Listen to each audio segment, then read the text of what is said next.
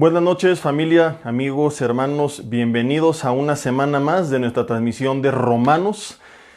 Normalmente les recuerdo que lo tenemos cada miércoles. Los que no leyeron ayer el post o la publicación que envié han de estar diciendo, ¿y ahora qué hace Jesse en jueves, verdad? ¿O qué pasó con el horario? En vez de atrasar el reloj una hora, lo atrasó un día, ¿o qué está pasando?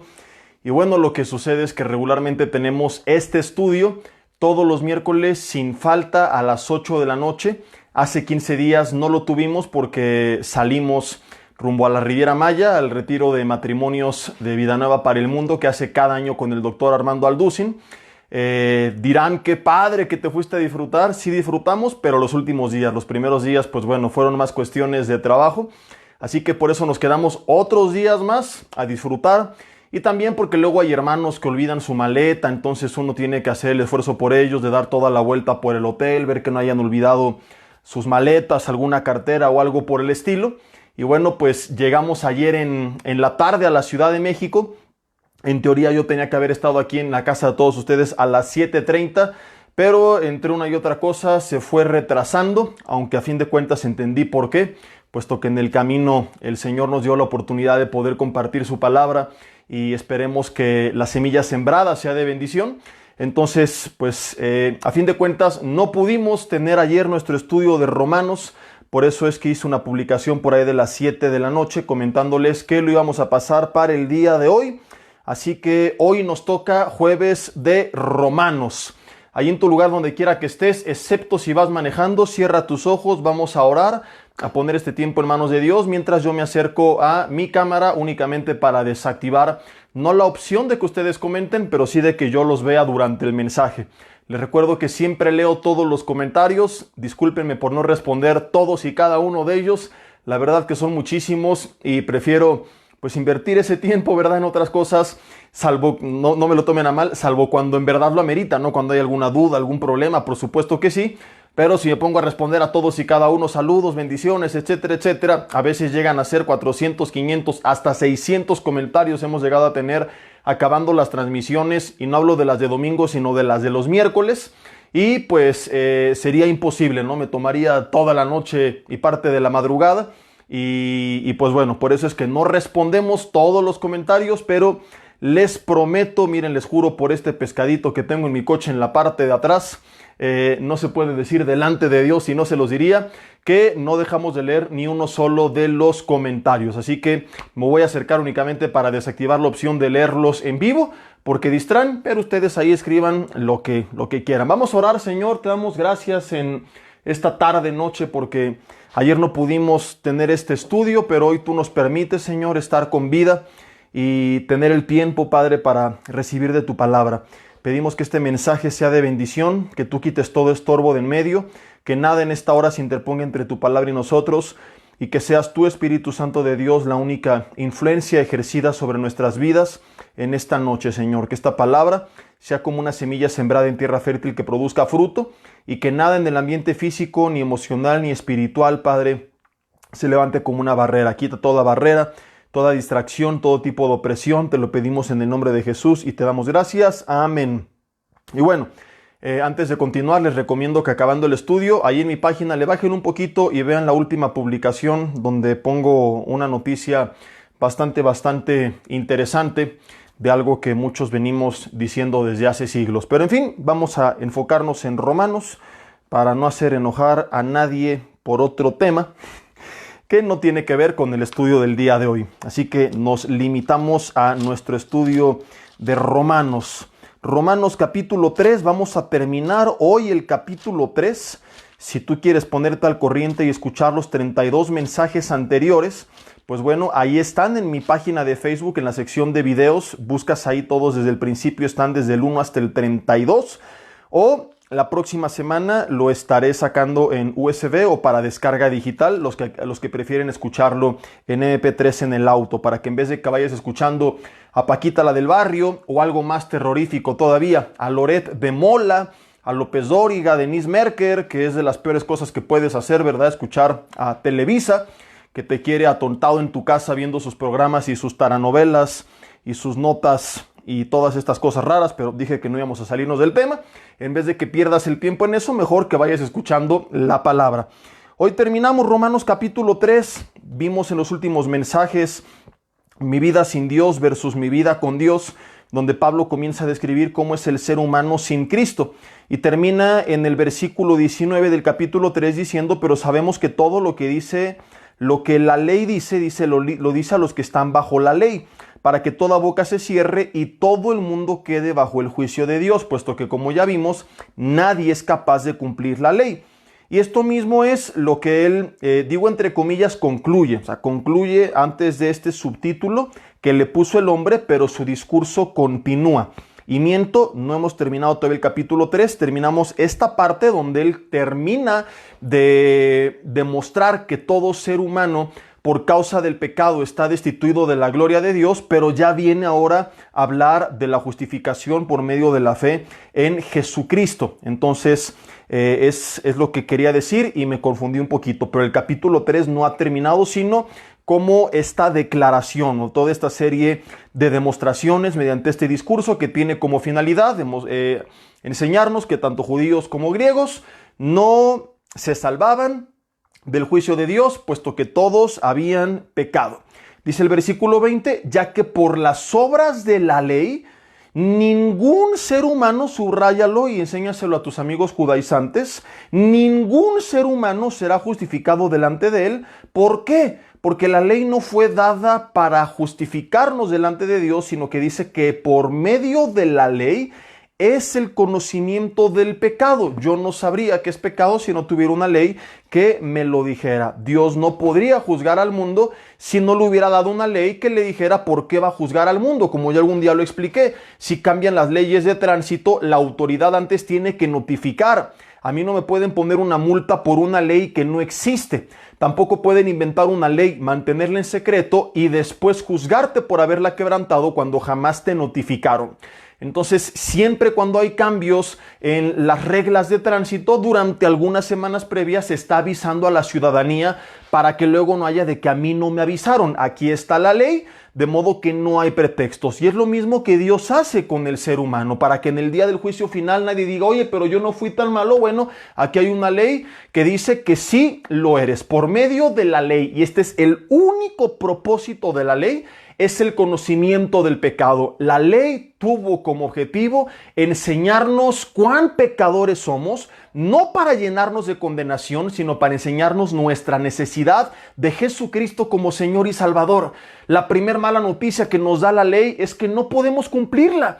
De modo que, como más adelante dice Pablo, por cuanto todos pecamos, estamos destituidos de la gloria de Dios. La buena noticia es que Cristo, nuestro sustituto, nuestro sumo sacerdote, Él sí cumplió con toda la ley.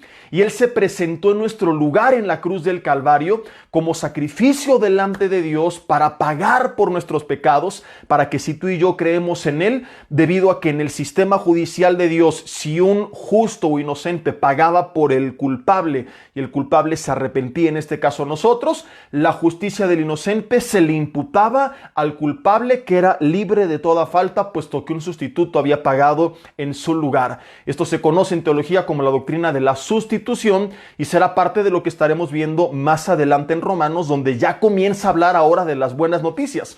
Por eso les dije desde ayer, la cita hoy es sin casco, porque ya terminaron las pedradas.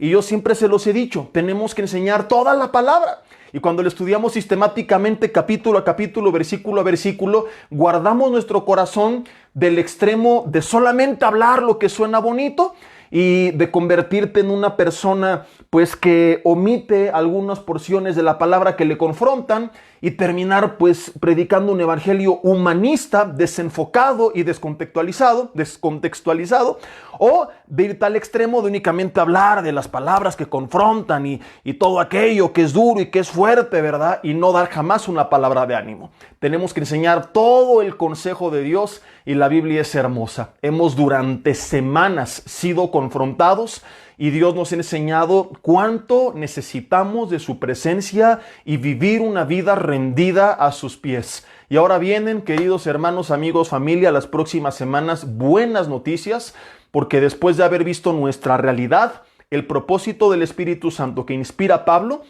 no es que terminando el capítulo 3 o esta porción del capítulo 3, tú digas, si es cierto, soy un vil desgraciado, pecador, bueno para nada, me voy a aventar por la ventana, mi vida no sirve, voy a ir al programa de la señorita Laura y cuando diga que pase el desgraciado, yo voy a pasar porque me está hablando a mí, sino que el propósito de todo esto es sí mostrarnos nuestra realidad, pero no para cargar con un costal de culpa, sino para que reconozcamos cuánto necesitamos de Jesús y vengamos a Él, y al venir a Él, su gracia transforme nuestras vidas.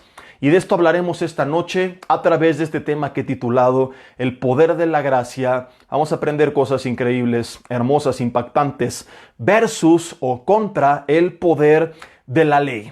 Hay un gran problema, y es que cuando mencionamos la palabra gracia, mucha gente piensa que vamos a hablar de libertinaje, porque desafortunadamente muchas de las personas que más hablan de la gracia no saben hablar de la gracia porque ni siquiera han entendido la gracia y piensan que es como una licencia para pecar.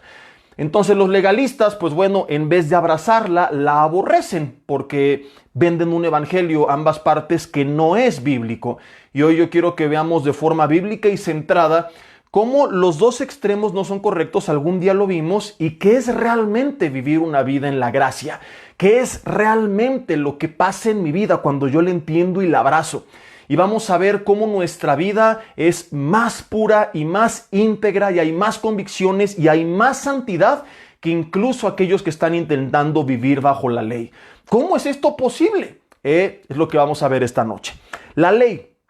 ¿Qué hacía la ley? Nos hacía esforzarnos en todo sin obtener nada a cambio. Ya quedó demostrado en todos los versículos previos que somos incapaces de cumplir la ley. Nosotros no podíamos. Por eso la conclusión de Romanos 3, versículo 24, que estaremos estudiando ya detalladamente, y estaremos viendo algunas palabras ahí bien interesantes solamente del versículo 24 en las próximas semanas.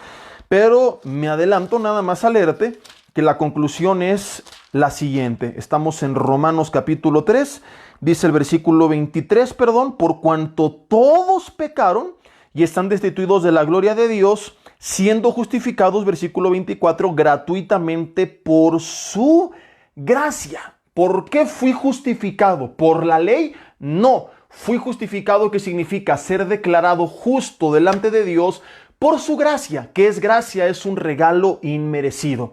Es decir, por la obra de Cristo. De modo que pones la ley y la gracia en una balanza, ¿y qué resulta? Que la ley me hacía esforzarme en todo sin obtener nada, porque soy incapaz de cumplirla. La gracia de repente me lo da todo sin hacer nada. Porque dice, fui justificado, ojo con esto, y meditaremos más a fondo la próxima semana, gratuitamente. Y no tiene nada que ver con el libertinaje. Al contrario, para vivir en santidad hay que comenzar a entender estas verdades. La gente se quiere creer el propio superhéroe de su historia. Yo lo obtuve, yo me lo merezco, yo me lo gané. No hay nada que podamos hacer nosotros por nosotros mismos. La salvación, la justificación, dice, fue gratuitamente. Algo que es gratuito, a ti no te costó nada. Entonces, ve la comparación. En la ley yo me esforzaba, trabajaba y le echaba ganas, pero no obtenía nada. En la gracia lo obtengo todo sin haber hecho nada. Ahora, ¿cuál es el resultado de esforzarme y no lograr nada? Frustración. Es condenación, es vergüenza, es culpa, muchas veces apostasía. Gente que se va de las iglesias cansada de luchar en sus propias fuerzas porque nunca les dijeron que no es con ejército, ni con espada, ni con fuerza, sino con su espíritu. Porque nunca entendieron que el que produce el querer como el hacer, Filipenses 2:13, es el Señor en nuestras vidas. Porque nunca comprendieron que estamos contaminados por causa del pecado, Romanos capítulo 7, y que nuestra carne es imposible. Entonces mucha gente llena de culpa porque intentó vivir su propia ley, o la ley que le impuso el pastor, o la ley del Antiguo Testamento, porque veremos que aunque tú digas que no estás bajo la ley, quizá te has inventado una nueva ley. Y cuando eres incapaz de cumplir esa lista de reglas, te apartas totalmente frustrado, decepcionado, creyendo que las cosas de Dios no son para ti. Hay mucha gente así y a lo mejor tú te identificas y estás conectado por alguna extraña razón. Tú crees que por casualidad, pero tenías mucho tiempo desconectado de Dios, lleno de vergüenza porque lo intentaste y no pudiste. Y quiero decirte, si es tu caso, no es casualidad. Hoy Dios quiere hablar a tu vida. Quiere que entiendas la forma correcta de hacer las cosas y que te des cuenta que vivir en santidad, contrario a lo que creíste, es mucho más fácil de lo que te dijeron o de lo que imaginaste. Porque tú no tienes que hacer absolutamente nada, más que rendirte a Dios y Él se encarga del resto. Mientras tú lo sigas intentando en tus fuerzas sin Dios, no vas a obtener más que frustración, condenación, vergüenza y terminarás apostatando. Esto es lo que producía en las personas que creían que podían cumplir la ley, intentar cumplir la ley.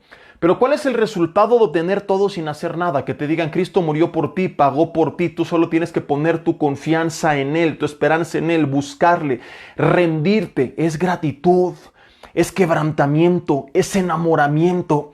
Por eso, como algún día vimos en Romanos 2:4, su amor, su benignidad nos guía al arrepentimiento. Cuando yo entiendo estas verdades, cuando me cae el 20 de cómo está la cosa delante de Dios, Señor, tú moriste en la cruz del Calvario por mí, me das tu perdón y tu favor y tu presencia y tu espíritu y me adoptas como tu hijo y me das la eternidad y me das un propósito y me integras al cuerpo de Cristo que es la iglesia y me das una familia y me das dones y talentos y habilidades y la vida eterna. Cuando tú recibes ese regalo tan grande, es imposible permanecer igual.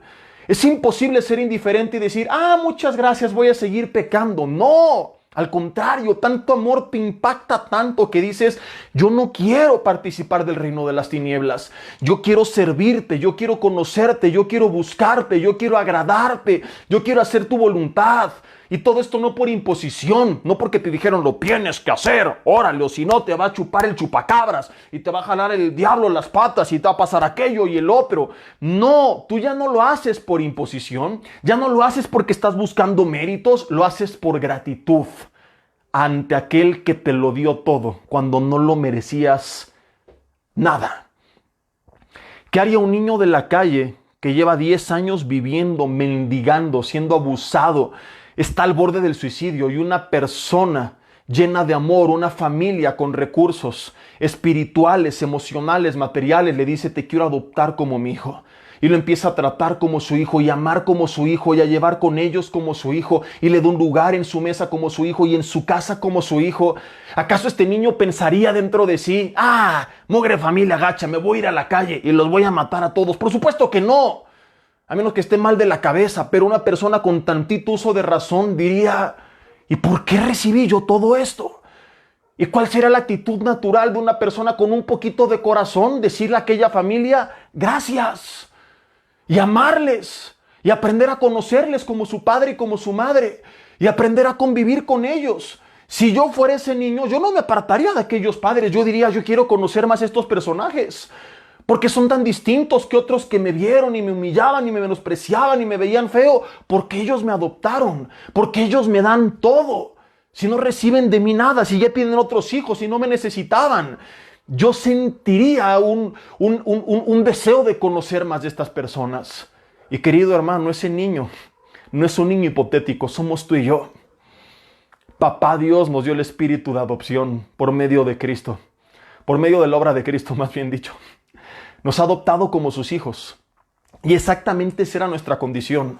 Estábamos muertos en nuestros delitos y pecados, traumados, frustrados, abandonados, botados con la perdición eterna. Y cuando Él viene y te abraza y te dice, yo morí por ti en la cruz del Calvario para que tú seas mi hijo. Así como estás, acércate a mí.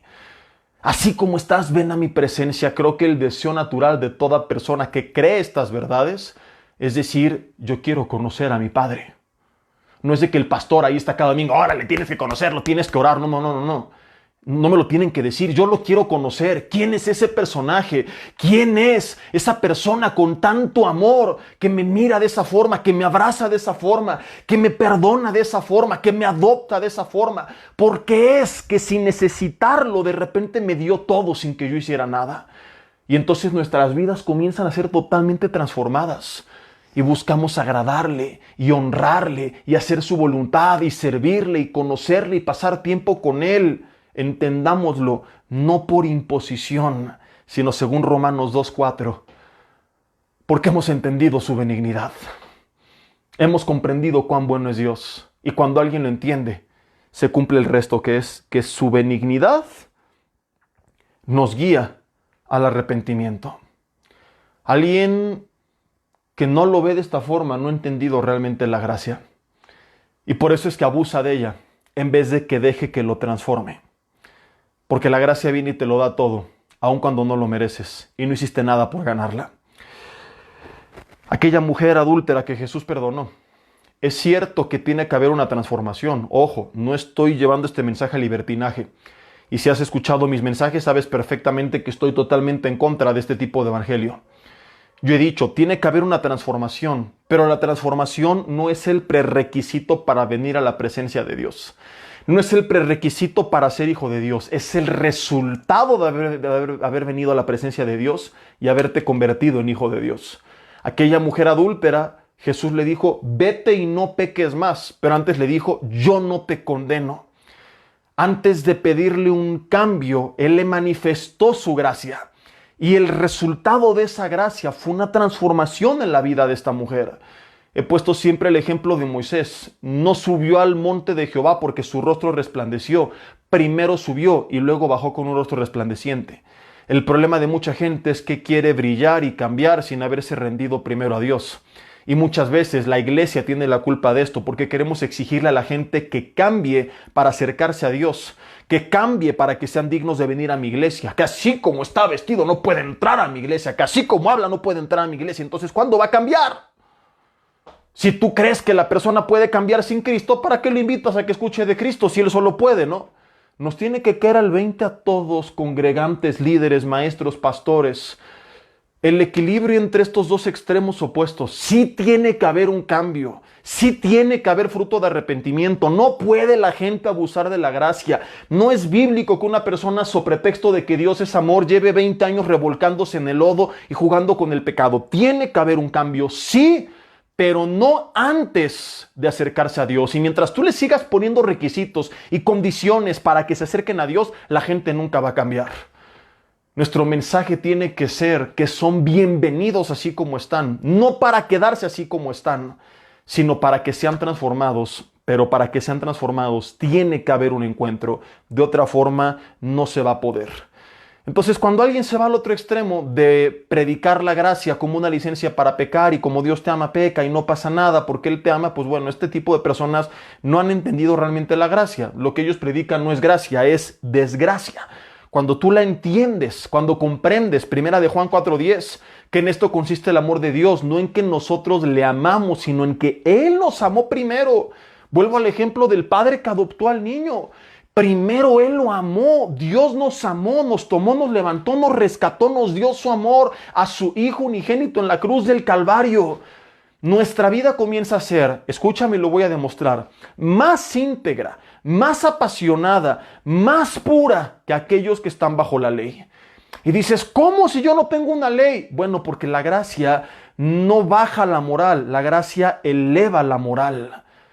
Y te preguntarás, ¿cómo es esto posible? Lo vamos a ver y lo vamos a demostrar. Vamos a Mateo capítulo 5, versículo 20. Mateo capítulo 5, versículo 20. Ahora, en medio de esto te puedes preguntar, mientras lo buscas, oye, Jesse, pues, ¿y a mí qué si yo ya no estoy bajo la ley? Creo que la mayoría de los que siguen estas transmisiones no son judaizantes, ni aspiran o han intentado vivir la ley del Antiguo Testamento. Pero déjame decirte algo que no sabías. Quizá eres un legalista de closet, aun cuando no intentes guardar la ley del Antiguo Testamento. Puesto que la palabra legalista no se limita a aquel que está intentando guardar la ley del Antiguo Testamento. Legalismo, movimiento, legal, ley. Es el movimiento de la ley, el mover de la ley. Es decir, se refiere a personas que creen que es por medio del cumplimiento de una ley que van a ser más o menos justas que otras delante de Dios.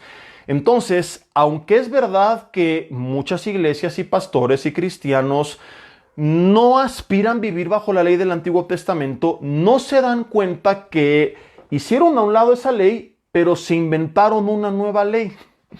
Se pusieron su propia ley, porque para muchos el cristianismo es simplemente eso, una lista de reglas de lo que no se puede hacer. Y ojo, no estoy diciendo que en el cristianismo no hay reglas, eso es libertinaje. Sí hay reglas, pero no se limita a eso el cristianismo. El problema de muchos es que están totalmente desenfocados y piensan que únicamente de eso se trata. Y es como cuando tú vas a un hotel de vacaciones. Cuando tú vas a un restaurante a comer, ¿hay reglas? Sí. ¿Pero tú te enfocas únicamente en las reglas? No, esto es parte de disfrutar de los privilegios de estar en ese lugar. Pero ese lugar no se limita a una lista de reglas. Ahora, por ejemplo, que tuvimos el retiro de matrimonios, pues bueno, en el hotel había ciertas reglas. En el buffet tenías que tener el cubrebocas para acercarte a la comida. Pero no entraste a ese lugar pensando simplemente voy a entrar a ponerme el cubrebocas todo el tiempo. Tú entraste pensando voy a comer este banquete.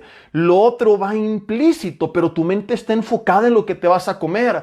Estás de vacaciones y tú no estás pensando, a las 8 tengo que dejar la alberca. Tú estás enfocado en disfrutar de las actividades que hay, de las instalaciones que hay. Y las reglas van paralelas y son parte de, pero no se limita a esto. Yo me imagino un turista que se la pasa con su lista de reglas todo el tiempo, teniendo cuidado de no romper ninguna de ellas. Y no estoy diciendo que las rompa, simplemente él va y disfruta dentro de los límites que la ley o las reglas le permiten. Pero él se dedica a disfrutar. Este es su enfoque, no él estar viendo si las cumplió o no. Entonces, sí hay reglas en el cristianismo, pero no podemos hacer del cristianismo simplemente una lista de A, B, C, esto sí, esto sí, esto sí, y esto no, y punto. No puedes simplemente limitarlo a no aquello, a no esto y no aquello. Y insisto para que no quede claro, no estoy diciendo que no hay reglas y que hagas lo que tú quieras. No, sí las hay, pero no lo puedes limitar a eso, porque cuando tú lo limitas, el resultado va a ser el mismo que antes, que vas a acabar frustrado intentando cumplirlas en tus propias fuerzas. Porque esto es lo que sucede cuando tú intentas cumplirla sin comunión con Dios, sin disfrutar de ese banquete, sin disfrutar de las instalaciones celestiales, utilizando una analogía, vas a acabar sin lograrlo en tus propias fuerzas, totalmente frustrado, decepcionado, y abandonarás la fe. Cuando tú empiezas a disfrutar del banquete celestial y las instalaciones del reino de los cielos, por decirlo de alguna manera, de la presencia de Dios, de la palabra de Dios, de la bendición de Dios, se da de forma natural que tú cumplas las reglas. Tú dices, ¿y cómo no voy a hacer lo que me corresponde cuando tengo todo esto de parte de Dios? ¿Cómo se me va a ocurrir semejante tontería? ¿Quién va a llegar al banquete y decir, pues me lo quito, ¿verdad? Lo sacan y se pierde el banquete. Entonces, él le da más énfasis al banquete y eso le permite cumplir las reglas. Cuando tú le das énfasis a alimentarte de la palabra, entonces te llenas tanto de Dios, de la palabra de Dios, del Espíritu Santo de Dios, que de forma natural, de repente sin darte cuenta, no solamente estás cumpliendo con estas reglitas que algunos apenas están logrando, sino que tu vida es mucho más íntegra y pura y santa que cualquier persona que está intentando en sus fuerzas cumplir la ley. ¿Cómo es esto posible? Vamos a verlo. Vamos a Mateo capítulo 5, versículo 20. Fíjate qué fuerte este pasaje, y no sé si alguna vez lo has meditado. Voltea con alguien y dile, se te va a caer el cantón tal vez. Jesús, Mateo capítulo 5, versículo 20. Dice, porque os digo que si vuestra justicia no fuere mayor que la de los escribas y fariseos, no entraréis en el reino de los cielos. Ahora, los escribas y fariseos cumplían la ley. Nosotros no. La pregunta es, ¿cómo puede ser nuestra justicia más grande que la de ellos? ¿Cómo puede una persona sin una lista de reglas tener una justicia, una moral y una santidad más elevada que aquella que sí las tiene? Es muy simple. El que tiene una ley o una lista de reglas y limita su cristianismo a una lista de reglas, pues se limita a los mandatos de esa ley o de esa lista. Pero termina quebrando, como veremos, otros peores, pues si no están escritos, Él no tiene la intención de cumplirlos. Él solamente tiene la intención de cumplir con las listas de reglas escritas porque es un legalista. Quizá de closet, pero lo es. Entonces, guarda ciertas cosas, como Jesús decía de los fariseos. Colaban el mosquito, pero te terminas tragando el camello. Entonces, no hago esto, no hago aquello, no hago el otro. Pero otras cuestiones en tu vida que como no están escritas no te importa, como el pastor no te dice o como nadie las ve no te importa, las terminas haciendo, demostrando que no hay convicción, que hay imposición, que no hay un entendimiento de la gracia, que hay legalismo. Estas reglas las guardas simplemente por miedo, no por convicción, por miedo a ser descubierto, por miedo a las consecuencias como algún día lo vimos. Evidencia de que no vives bajo la gracia, porque el que vive bajo la gracia vive sin miedo. Primera de Juan 4:18. En el perfecto amor no hay temor, porque el amor echa fuera todo el temor, de donde el que teme no ha sido perfeccionado en el amor. El que vive bajo la gracia, el que aceptó el regalo de la salvación, del perdón, de la vida eterna, no hace lo que hace por miedo. No hace lo que hace por miedo a ser descubierto o a las consecuencias. Lo hace por gratitud, lo hace por amor. Recuerda los términos. Nosotros le amamos porque Él nos amó primero. El resultado de entender su amor es que yo soy recíproco en ese amor. Si no hay ese amor hacia Dios es porque no has entendido el que Dios te dio. Entonces mucha gente no hace lo que hace por amor a Dios, sino por miedo al diablo. Por miedo a ser quitado de su posición. Por miedo a que la esposa lo descubra. Por miedo a perder el trabajo. Por miedo a irse al infierno. Pero no porque ame realmente a Dios. Demostrando que no ha entendido el amor de Dios. Porque cuando tú lo entiendes se cumple esto. Nosotros le amamos, o sea, en teoría esto se da por hecho. Yo amo a Dios, pero ¿por qué le amo? Porque Él me amó primero. Ahora, si yo no le amo es que no he entendido su amor. Soy un legalista de closet, todavía. La persona que entiende la gracia, que acepte el amor de Dios, que lo comprende, le regresa o es recíproco en ese amor. Actúa por medio de esa gratitud. No vive bajo una imposición, vive con convicciones. Y escucha esto. Las convicciones no se limitan a una lista de reglas. Las convicciones abarcan toda tu vida y se mantienen aún en los lugares donde no hay reglas escritas. Déjame te lo explico. ¿Cómo puede la vida de una persona sin reglas escritas ser más íntegra que aquella que sí las tiene? Mateo 5, ahí mismo en ese contexto, da algunos ejemplos Jesús. Y uno de ellos, versículo 28, es el mismo contexto donde nos dice que nuestra justicia tiene que ser mayor que la de los escribas y fariseos. Versículo 27, Oísteis que fue dicho, no cometerás adulterio. Esta era la ley. ¿Significa que como no estoy bajo la ley, puedo adulterar? No. Pero yo os digo que cualquiera que mire a una mujer para codiciarla, ya adulteró con ella en su corazón. #tómala. ¿Qué significa esto? Que mucha gente dice, yo no he adulterado, he guardado la ley. No has adulterado porque tienes una ley que te dice que no lo hagas y tienes miedo de hacerlo y de enfrentar las consecuencias.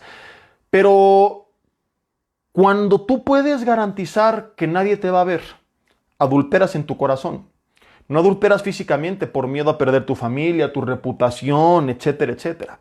Pero al estar codiciando con tus ojos y con tu mente otros hombres o mujeres, al andar de Cusco, de Cusca, ya adulteraste en tu corazón.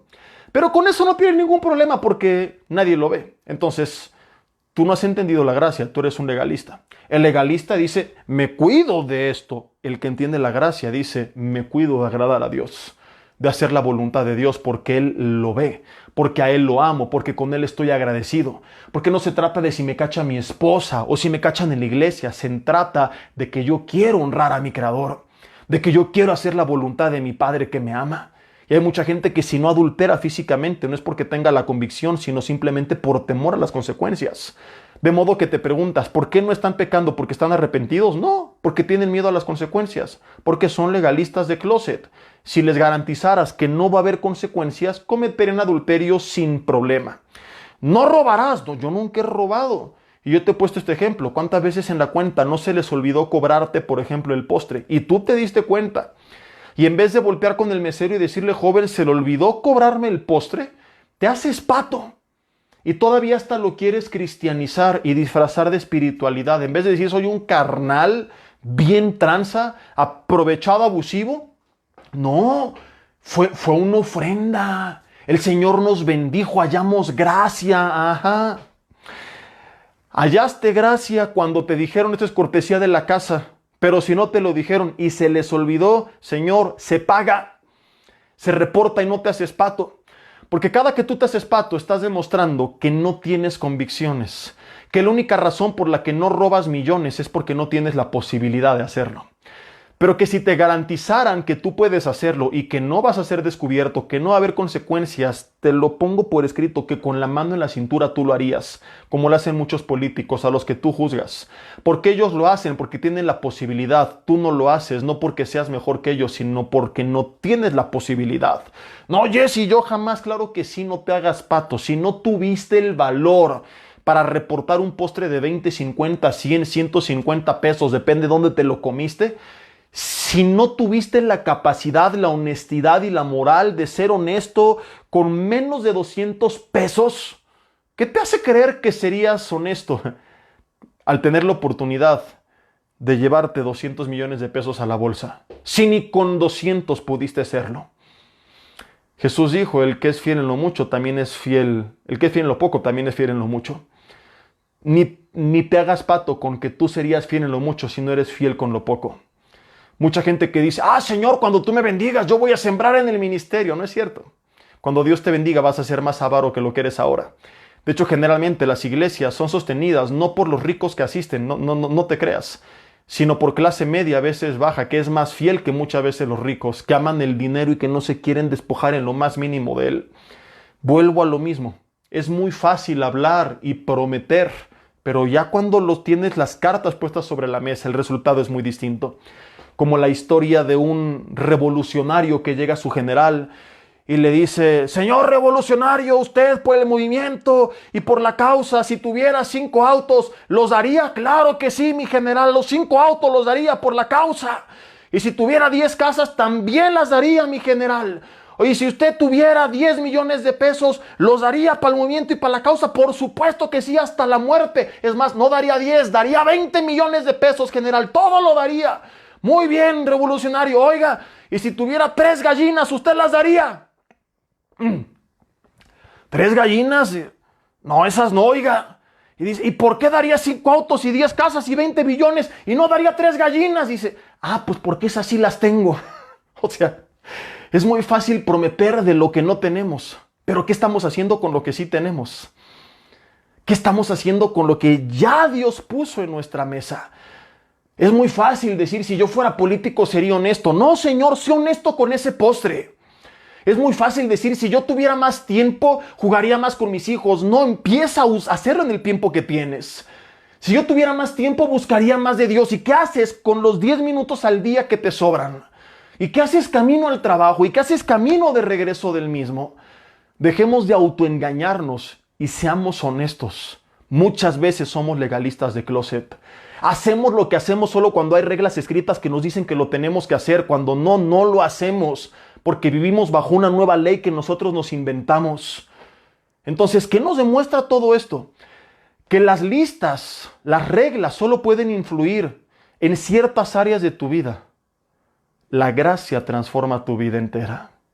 Repito, la ley, las listas, las reglas solo pueden influir en ciertos momentos, en ciertas áreas de tu vida. La gracia transforma tu vida entera. No depende de si está escrito o no. Depende de que tienes al Espíritu Santo, a Dios como Padre, le estás agradecido, estás en comunión y constantemente tú le pides, Señor, hágase tu voluntad. Estás en oración buscando su dirección. Aprendes a discernir lo que es correcto de lo que no es correcto, aun cuando no hay una persona viéndote o una lista de reglas que te diga lo que tienes que hacer. Por eso Gálatas 5, 22 al 23 dice que el fruto del Espíritu es amor, gozo, paz, paciencia, bondad, benignidad, fe, mansedumbre y dominio propio. Y termina Pablo diciendo, contra tales cosas no hay ley. Porque la ley no tiene el poder de producir en tu vida amor, gozo, paz, paciencia, bondad, benignidad, fe, mansedumbre, dominio propio. Una persona con estas 9 características, que las tiene, no porque una ley le dijo que las tenía que tener, sino porque fueron el fruto del Espíritu, el resultado de la obra del Espíritu Santo de Dios en sus vidas. No necesita una lista que le diga que sí y que no. Porque una persona llena de amor, pregunta, ¿va a robar al prójimo? ¿Va a dañar al prójimo? Una persona llena de gozo, ¿necesita una lista que le diga, regocíjate? No, ya lo tiene por dentro. Una persona llena de paz. Una persona llena de benignidad, de mansedumbre. No necesita que le digan y así, y así, y así tiene que ser con los demás, porque ya es parte de él. La ley obra de afuera hacia adentro y tiene límites. La gracia opera de adentro hacia afuera y no tiene límites. Transforma tu vida entera en todo lo que haces. La ley tiene un límite, depende cuántas reglas tú tienes escritas. Los judíos tenían cierto número de mandatos, de fiestas, de cosas que hacer. Cuando tú vienes a la gracia y agradeces al Señor y caminas de su mano y en la presencia de Dios con la dirección del Espíritu Santo, permanentemente, constantemente, en todo lo que haces, en todas partes, en todo lo que piensas, lo que dices, lo que ves, lo que hablas, tú te mantienes haciendo lo correcto, porque ya no eres tú, porque es Cristo en ti, porque vives una vida rendida a sus pies y ahora es Él obrando a través de tu vida. Por eso Pablo, insisto, decía, contra estas cosas no hay ley. ¿Qué vida es más justa? ¿Una vida de una persona que obra el fruto del Espíritu? ¿O la vida de una persona que cumple con la ley? Por ejemplo, hago una pausa para tomar tantita agua.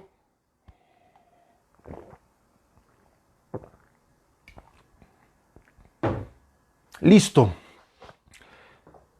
Personas que llegan con los jóvenes. Y ojo que no tengo ningún tatuaje, ni me gustan, ni me pondría, ni me pondré, y por cuestiones personales recomendaría que no se los pongan. De eso a que yo pueda con la Biblia en mano decir, todos son pecado, no tengo elementos. Ahí luego te recomendaré la serie, estoy por sacarla para descarga digital, de Fuera Legalismo y Religiosidad, donde les conté que yo pensaba al revés, pero con la Biblia cambié de forma de pensar, no para justificar mis actos, porque paradójicamente muchas de las cosas que yo ahora enseño que no son pecados son cosas que a mí ni me gustan. A mí no me gusta el sabor del alcohol, yo parezco niña cuando salimos siempre una piña colada y sin alcohol y cosas así, ¿verdad? Pero de eso a que yo les puedo decir a todos, siempre tomar es pecado, no, lo que la Biblia condena es el embriagarte, pero bueno, no es el tema de hoy. Y si tienes duda con esto y te está generando polémica, busque esa serie o espera que te la recomiende y te vas a sorprender. Pero lo que voy es que mucha gente dice, es que aquí en el Antiguo Testamento decía en la ley que hay aquel que se marque y que se ponga una marca, ok, entonces tú actúas de esa forma porque tienes aquí una ley escrita. O a lo mejor no tienes esa ley, pero tu pastor te dijo que es pecado. Entonces es parte de tu lista de reglas, que en la iglesia te dijeron que no. Pero con todo respeto, ¿has visto tu panza frente al espejo? Ahora, ¿tú crees que bíblicamente eso denota mucho dominio propio? ¿Que es muy sano? Y no estoy hablando con el afán de molestar ni nada por el estilo. Estoy hablando en serio. Recién salieron varios artículos esta semana que me ha fascinado leerlos. Y uno de ellos que señalaba un estudio que personas que hacen ejercicio frecuentemente con una mediana o alta intensidad tienen un 50% menos de probabilidad de terminar hospitalizados que aquellos que no lo practican.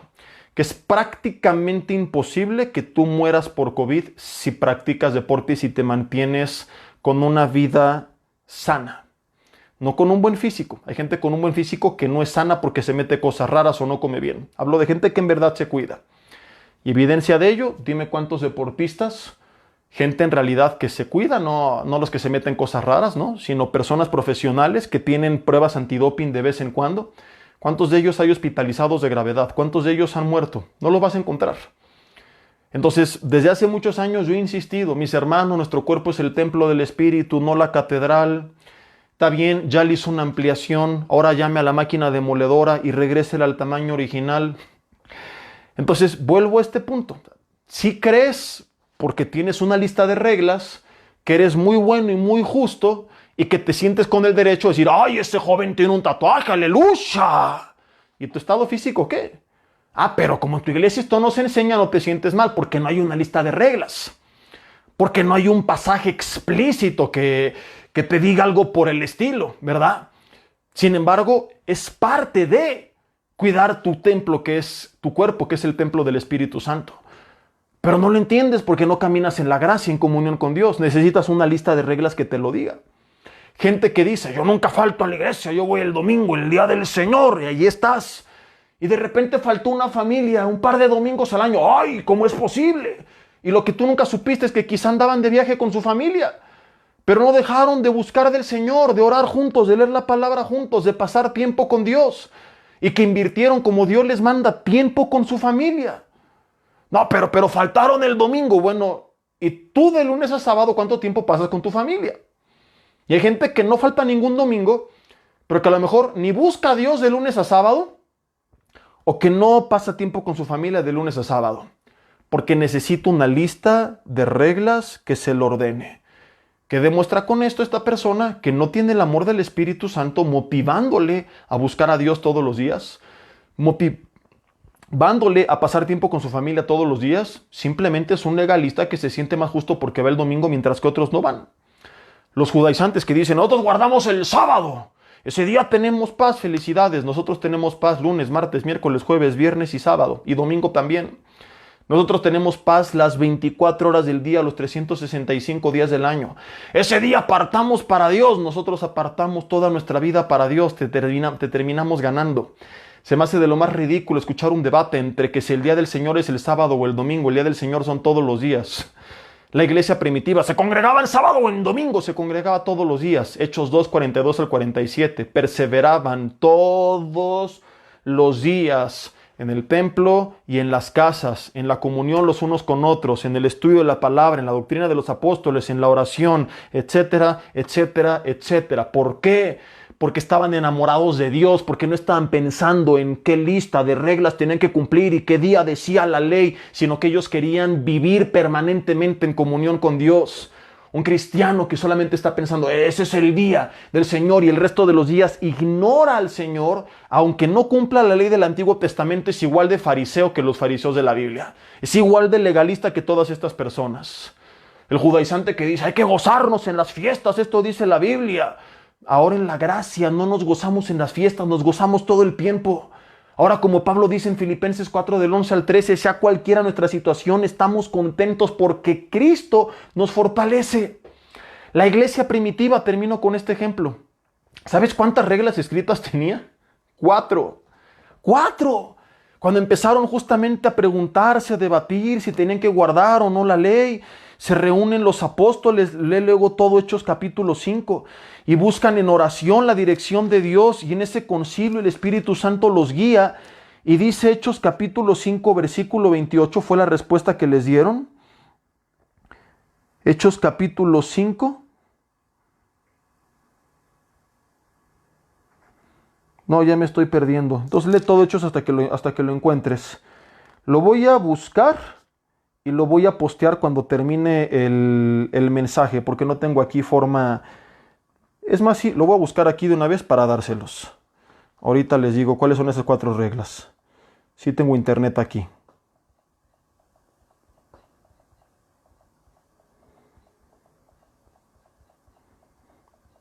Les voy a dar un tip.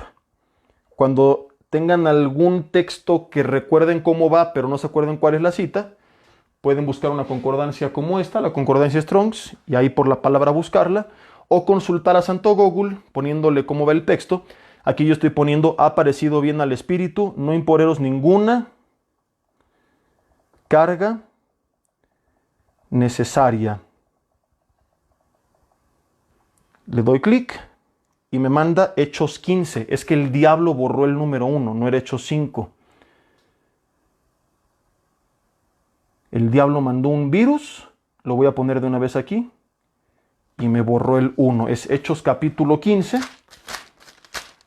Y ya apareció. Santo Google es el único santo que sí responde a lo que sea que le preguntes en cuestión de segundos.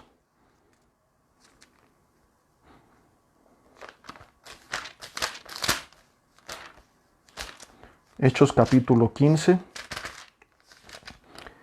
Léelo todo en casa, es el concilio de Jerusalén que te contaba.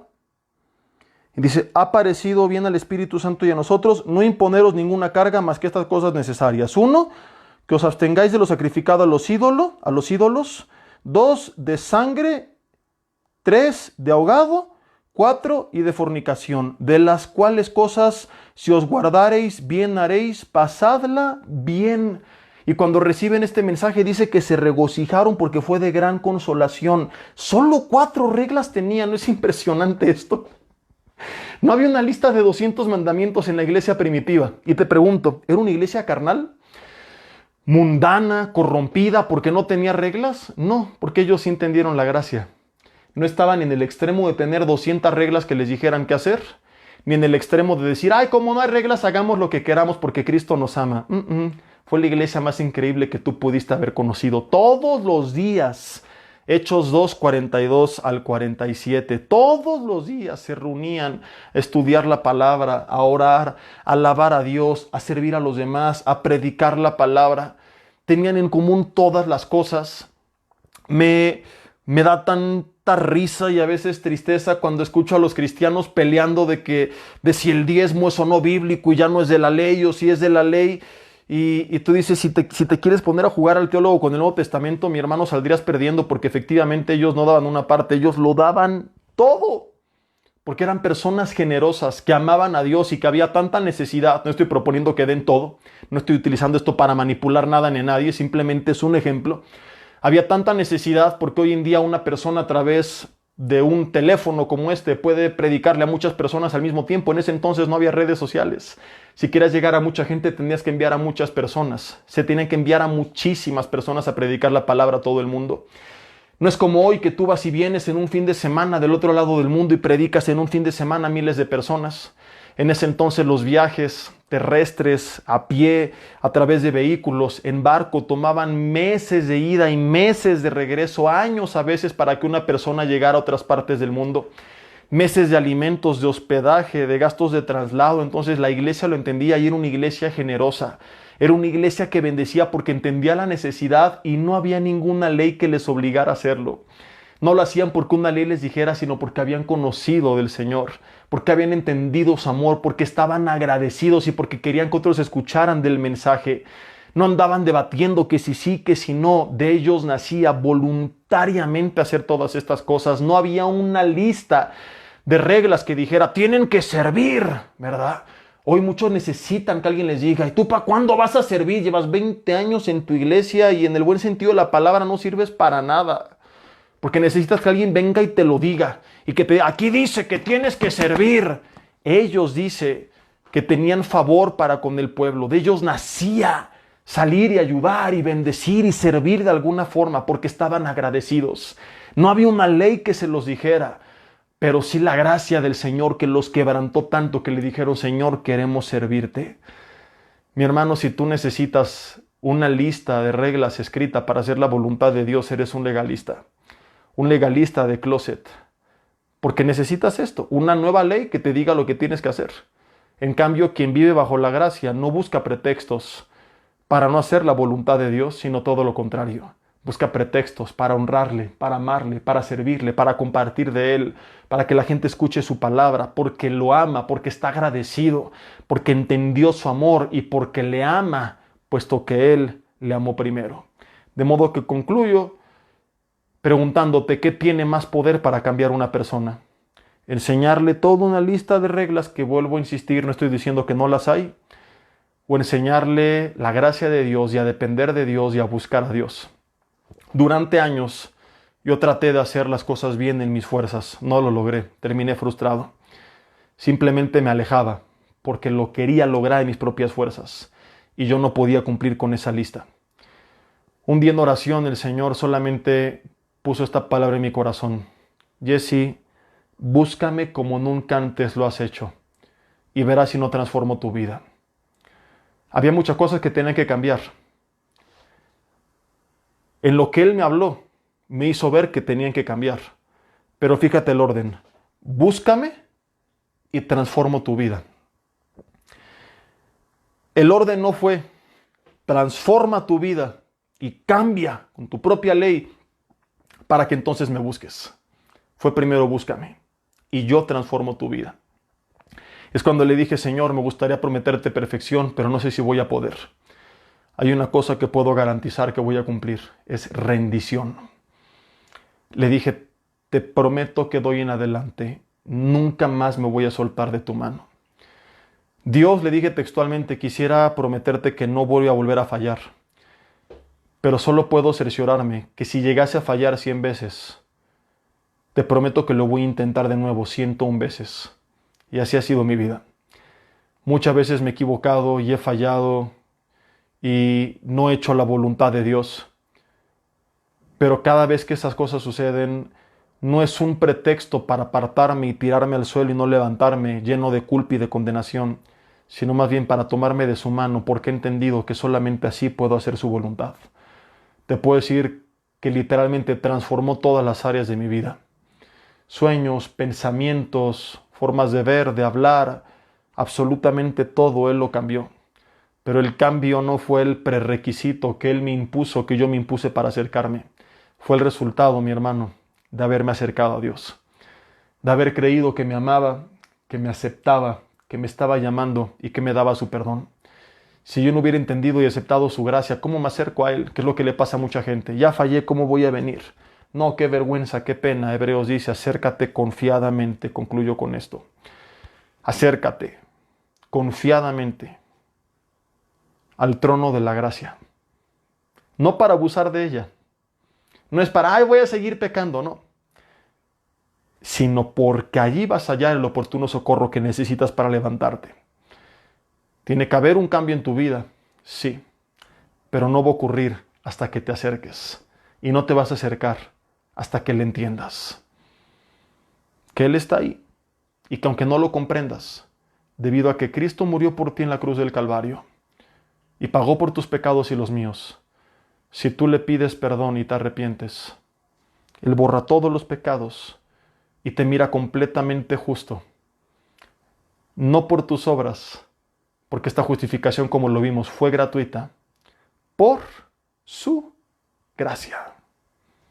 Cuando tú lo entiendes, no volteas al cielo despectivamente y le dices, voy a seguir pecando, porque tú me amas. Volteas agradecido y le dices, Señor, gracias por tanto amor, por tanta paciencia, por tu perdón. Quiero hacer tu voluntad. Aquí estoy. Esta es mi invitación para ti en esta noche. Dile ahí en tu lugar, Señor, te doy gracias. Creo que nunca me puse el micrófono. Sí, me puse el micrófono. Ya me había espantado. De repente lo vi por aquí tirado, pero no, era solamente el clip. El micro está bien.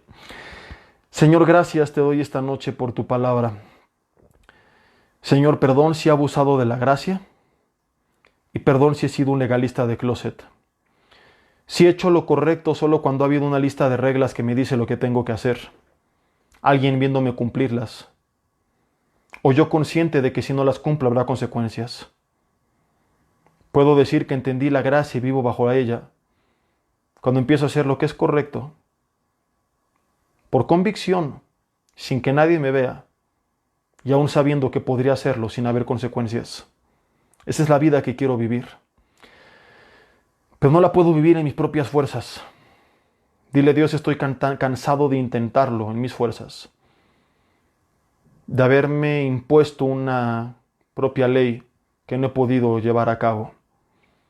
Te quiero entregar toda culpa, toda vergüenza, toda frustración, toda condenación. Y comenzar a acercarme a ti confiadamente. Hoy me queda claro, después de estas semanas de estudio, que la ley lo único que hace es enseñarme cuánto te necesito, puesto que en mis fuerzas soy incapaz de cumplirla. Señor, llevo quizá años en una iglesia donde no están bajo la ley del Antiguo Testamento, pero le dan tanto énfasis a lo que tengo que hacer, a lo que no tengo que hacer, y han limitado el cristianismo a eso, que muchas veces me he sentido frustrado al no poderlo cumplir. Porque lo que me dijeron era correcto, pero el camino que me enseñaron para hacerlo no era correcto. He vivido creyendo que de eso se trata, intentándolo en mis fuerzas sin ti. Alejándome de ti cuando fallo, sintiéndome mal, haciendo más grave mi problema. Hoy me queda claro que si hay cosas que tienen que cambiar, que hay listas de reglas que se tienen que respetar, pero que eso no es todo. Hoy quiero decirte que creo en tu amor y en la obra de Cristo Jesús. Lo acepto. Te pido una vez más Ya sea si nunca lo habías hecho, si quieres confirmar esta decisión, dile que tú vengas a reinar en mi vida, en mi mente, en mi corazón, que seas mi Señor, mi Salvador, mi Padre y mi mejor amigo. Que me des tu perdón por medio de la obra de Cristo Jesús en la cruz del Calvario. Yo recibo ese perdón y creo que soy libre de toda condenación en este momento, de toda culpa, de toda vergüenza, y que soy justo delante de ti. Que tú me ves como una persona limpia. Y para mí es inconcebible imaginarlo, pero es lo que dice tu palabra. Y Dios, eso me impacta tanto que el resultado es una vida de rendición a ti. Dios, quiero servirte, quiero conocerte, quiero saber quién es ese Dios tan grande que me amó tanto, aun cuando no lo merecía. Y quiero de hoy en adelante pasar tiempo contigo, leer tu palabra, orar, servirte, hacer tu voluntad, compartirle a otros de ti, hacer lo que es correcto, no para sentirme mejor, no para ser más limpio, porque eso ya lo soy por la obra de Cristo, no porque una ley me diga que lo tengo que hacer, sino porque he entendido, he creído y he aceptado tu amor. Y tu amor me quebranta de tal forma que cómo no habría de hacer otra cosa que servir y amar a un Dios tan grande como tú. Cuentan que Sir Winston Churchill, cuando existía la esclavitud, en una ocasión pagó el precio por una esclava, quien lo miró primero despectivamente, pensando que sería otro amo más abusador como los que había tenido. Él entrega su carta de libertad y le dice: te compré para liberarte. Ella le dice: yo quiero servirle y seguir siendo su esclava. Le dice él: no, yo te compré para hacerte libre. Ella le responde: sí, pero al ver cuán bueno y noble es usted, para mí servirle es un privilegio. Deme la oportunidad de hacerlo. A través de Cristo, la Biblia dice, fuimos redimidos, lo cual significa que Él dio el pago para liberarnos de la esclavitud. Y creo que si esta esclava lo entendió con un hombre, tú y yo deberíamos de entenderlo con Dios. Y voltear en esta noche y decirle: Señor, la libertad que tú me has dado no la quiero utilizar para libertinaje, sino para ahora someterme voluntariamente en servicio a ti. Ser tu siervo, tu esclavo, también tu hijo y tu amigo, pero vivir para servirte. No por imposición, sino porque será un privilegio hacerlo. Servir, conocer y caminar tomados de la mano de un Dios tan grande, tan noble, tan bueno y tan amoroso como tú. Nos acercamos confiadamente en esta hora al trono de la gracia, no para abusar de ella, sino para hallar ahí el oportuno socorro. Gracias, Señor, por enseñarnos, mediante la falta de capacidad de cumplir la ley, cuánto te necesitamos. Que nos quede claro y que esto nos haga vivir dependientes de ti cada día de nuestras vidas. Porque entonces y solamente entonces nuestras vidas serán transformadas y completamente diferentes. La rendición nos llevará a la perfección, no al revés. Que así sea hecho, Señor, te lo pedimos en el nombre de Jesús. Amén. Mis hermanos, dos avisos nada más antes de despedirnos, bien importantes. Uno, recordarles que en Vidanueva para el Mundo Toluca, desde el domingo pasado, ya tenemos clases en salones diferentes para adolescentes de 13 años en adelante y ahora también para niños de 8 a 12 años. Ya tenemos grupos para niños de 8 a 12 años. Esperemos prontamente tener para niños de 6 a 8 años, pero tenemos que ir viendo poco a poco la logística. Estamos cumpliendo, por respeto a la autoridad, con todos los protocolos que ellos nos mandan. Si a ustedes eso lo hace sentir más tranquilo, siéntase tranquilo, puesto que aunque no estemos de acuerdo con algunas cosas, mientras no violen reglas bíblicas, las seguiremos cumpliendo. Así que pueden asistir con toda tranquilidad, sabiendo que encontrará los protocolos que encuentren en otras partes, al menos dentro de nuestras instalaciones. Entonces, si usted va con niños, tiene que hacer su reserva para usted y los niños pasan a su salón, o los adolescentes. El cupo es limitado y poco a poco iremos abriendo más salones. Si vas con niños menores de esa edad, sí pueden asistir, pero no hay una clase especial para ellos. Ahora que si tu hijo tiene 7 años y fracción, lo dejamos pasar, no pasa nada. Como hoy lo vimos, no somos legalistas, ¿verdad?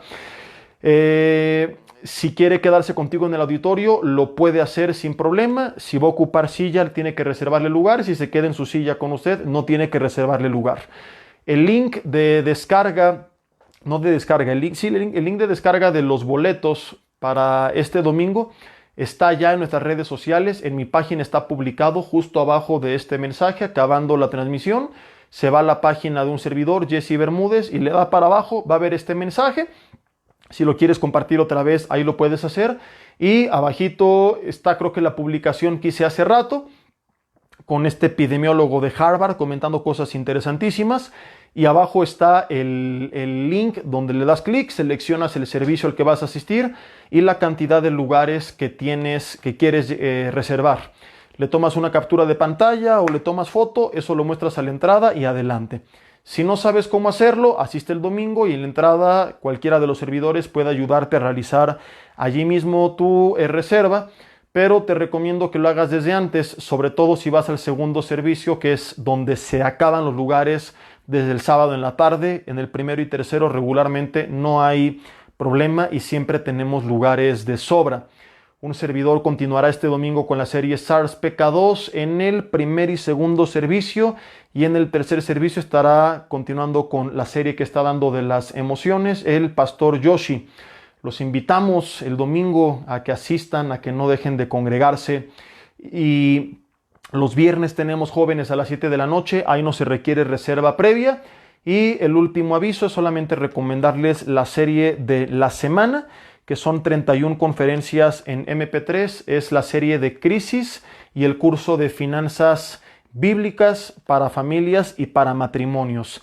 ¿Qué dice la Biblia acerca de la deuda? ¿Cómo salir de deudas? ¿Cuándo me puedo endeudar? ¿Cuándo no? ¿Cómo armar un presupuesto bíblicamente? ¿Qué tiene que ir en primer lugar y qué en último lugar? ¿Qué dice la Biblia acerca del ahorro, de la inversión? ¿Cómo poder disfrutar del camino, prosperar sin caer en la avaricia, etcétera? Lo único que la mayoría sabe de lo que la Biblia dice del dinero es lo relacionado a las ofrendas, pero aquí hay 14 mensajes donde no mencionamos nada relacionado a las ofrendas, porque mi intención con esta serie fue enseñar lo que la mayoría no sabe, pero de lo cual la Biblia también habla. La serie Crisis, que fue para muchos de gran bendición durante la cuarentena. Bueno, ¿por qué Dios permite las crisis? ¿Cuál es su propósito? ¿Qué quiere que aprenda? ¿Cómo puedo descubrir cuál fue el propósito de esa crisis? ¿Cómo salir de esa crisis?